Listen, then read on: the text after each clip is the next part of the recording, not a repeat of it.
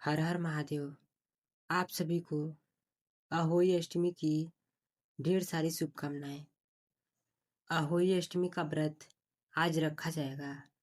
माताएं यह व्रत अपनी संतान की खुशी और उनकी दीर्घायु के लिए यह व्रत करती हैं। कार्तिक कृष्ण अष्टमी को यह व्रत रखा जाता है और इस व्रत में अहोई माता की पूजा की जाती है।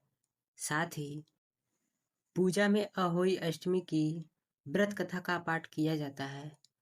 अहोई अष्टमी के व्रत में इस कथा का पाठ करने से आपकी संतान दीर्घायु होने के साथ ही स्वस्थ भी रहती है।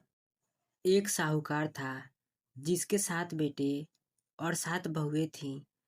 दिवाली से पहले कार्तिक अष्टमी को सातों बहुएं अपनी एकलौती ननद के साथ जंगल में जाकर खदान में मिट्टी खोद रही थीं। वहां स्याहू की मांद थी।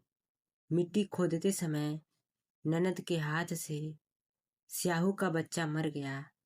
इससे स्याहू माता बहुत नाराज हो गईं और बोली, मैं तेरी कोख बांधूंगी। तब ननद अपनी सातों भाभियों से बोली, तुम में से कोई अपनी कोख बंधवा लो। सभी भाभियों ने अपनी कोख बंधवाने से इनकार कर दिया, परंतु छोटी भाभी सोचने लगी कि अगर मैंने अपनी कोख नहीं बंधवाई तो सासू भी नाराज हो जाएंगी। यह सोचकर ननद के बदले में छोटी भाभी ने अपनी कोख बंधवा ली। अब इसके बाद उसको जो बच्चा होता वह 7 दिन का होकर मर जाता। एक दिन पंडित को बुलवाकर पूछा, मेरी संतान 7वें दिन क्यों मर जाती है? तब पंडित ने कहा, तुम सुरही गाय की सेवा करो। सुरही गाय स्याहू माता की भयाली है। वह तेरी कोख खुलवा देगी, तब तेरा बच्चा जिएगा।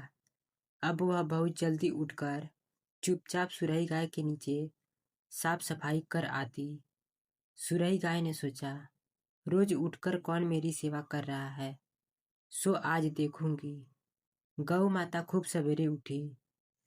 देखती है कि साहूकार के बेटे की बहू उसके नीचे साफ सफाई कर रही है।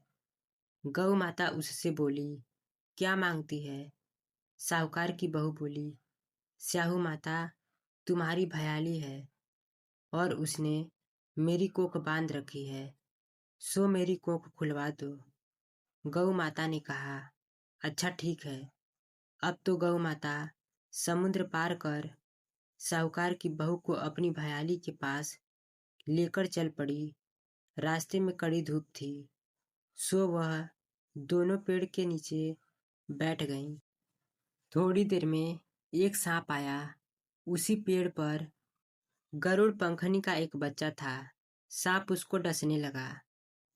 तब साहूकार की बहू ने सांप मारकर ढाल के नीचे दबा दिया और बच्चे को बचा लिया।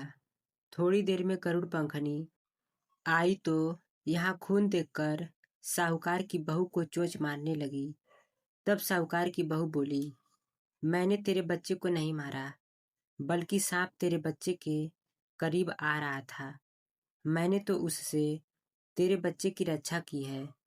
यह सुनकर गरुड़ पंखनी बोली, मांग तू क्या मांगती है? वह बोली, 7 समुद्र पार स्याहू माता रहती है, हमें तू उसके पास पहुंचा दे। तब गरुड़ पंखनी दोनों को अपनी पीठ पर बैठाकर स्याहू माता के पास पहुंचा दिया। स्याहू माता उनको देखकर बोली, आ बहन, बहुत दिनों में आई है। फिर कहने लगी, बहन, मेरे सिर में जुएं पड़ गई हैं। तब सुरई के कहने पर साहूकार की बहू ने उसकी सारी जुएं निकाल दी। इस पर स्याहू माता प्रसन्न होकर बोली, तूने मेरे सिर में बहुत सलाई घेरी है, इसलिए तेरे 7 बेटे और 7 बहू होगी। तब वह बोली, मेरे तो एक भी बेटे नहीं हैं, 7 बेटे कहाँ से होंगे? स्याहू माता बोली, वचन दिया है।